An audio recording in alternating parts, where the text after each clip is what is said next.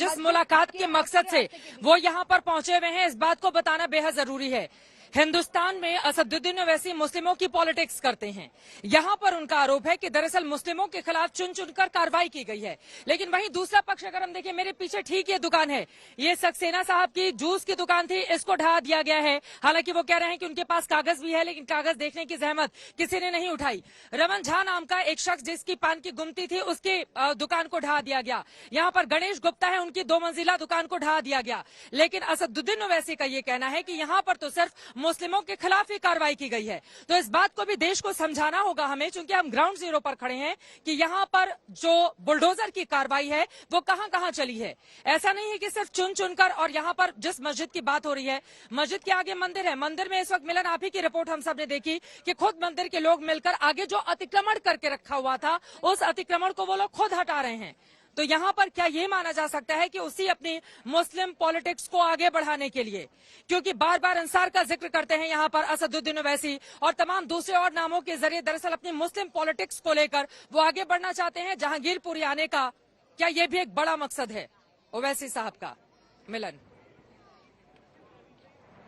जी बिल्कुल, देखिए नेताओं का मकसद बेशक पॉलिटिक्स करना हो, लेकिन आप यहाँ पर हैं, मैं भी यहाँ पर हूँ और हम देख रहे हैं लगातार जो जूस शॉप की आप बात कर रहे हैं वो दिलीप सर की हैं। दिलीप जी ने हमें कागजात दिखाए और उनकी जो दुकान है वो भी अवैध नहीं थी, फिर भी एमसीडी की जो बुलडोजर है उस पर चल गई। गुप्ता जी की दुकान भी हमने देखी। तो ये बात किसी समुदाय की नहीं है, लेकिन बात है कि किस तरीके से यहाँ पर कार्रवाई हुई उन लोगों पर भी जिनका उस हिंसा से कोई लेना देना नहीं था। सुबह हमने देखा कि बृंदा कराट आई थी, वो सिर्फ ये देखने के लिए आई थी कि सुप्रीम कोर्ट का जो स्टे लगा था क्या उसका पालन यहाँ पर किया गया या नहीं, चित्रा। बट देखा जा रहा है और ये सच बात है कि मस्जिद तक ही जो बुलडोजर था वहां तक रुक गया, फिर स्टे ऑर्डर आ गया और उसके बाद जो मंदिर है वहां तक स्टे ऑर्डर नहीं गया। हालांकि हमने अपनी रिपोर्ट में दिखाया कि यहाँ के स्थानीय लोगों ने खुद समझा कि मंदिर के बाहर का भी एक एनक्रोचमेंट है, वो खुद ही उसको हटा रहे हैं। लेकिन जिस तरीके से यहाँ पर पुलिस प्रशासन पर सवाल उठने चाहिए, उस तरीके के सवाल शायद यहाँ पर लोग भी उठा रहे हैं, क्योंकि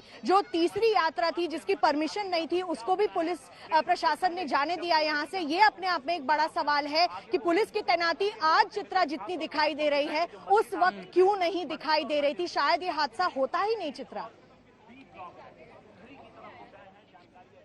ये 2 महत्वपूर्ण सवाल हैं। पहला सवाल ये है कि जब इजाजत नहीं थी वो शोभा यात्रा की, तो आखिर बिना इजाजत की शोभा यात्रा कैसे निकली?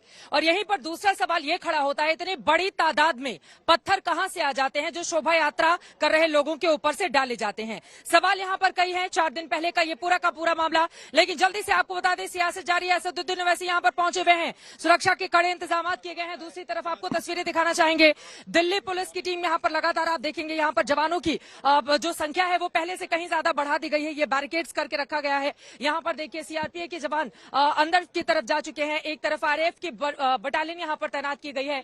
कुल मिलाकर सुरक्षा के पुख्ता इंतजाम हैं, लेकिन राजनीति भी चरम पर है। कुल मिलाकर ये राजनीति कहां पर थमेगी और कल 11:15 बजे सुप्रीम कोर्ट की ओर से पूरे मामले में क्या आता है फैसला, इस पर लगातार रहेगी आज तक की नजर।